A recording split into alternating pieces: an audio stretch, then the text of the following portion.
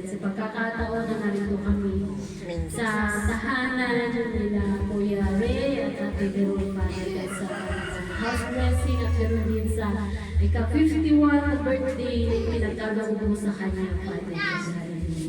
Napakabuti mo sa buhay niya at sa kanilang mag-asawa. Salamat po sa patuloy na pag-ibig na pinagkakaroon mo sa kanila. At sa umagang ito, we release the blessing, blessing to you, Father God, na kayo po yung manguna, Father God, sa buhay ni Ate Veron at Kuya Ray, Father God. Sa birthday na ito, Father God, maraming panawa, birthdays na darating to celebrate sa kanilang Father God at sa kanilang pagsasama. Muli, Father God, idinadalagan po namin na pag-alabin mo ang kanilang relasyon at ganoon din ang kanyang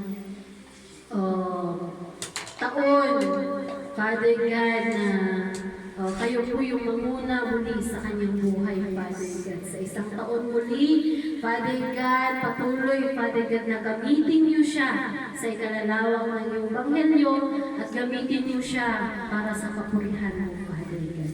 At ganoon din sa lahat ng kanilang desisyon na mag-asawa, patuloy, Father God, na dinadalangin namin na manguna ka sa kanilang, Father God. Hallelujah. At Lord, ito po ang aming dalangin sa pangalan ng aming Panginoong Jesucristo. Amen. Amen.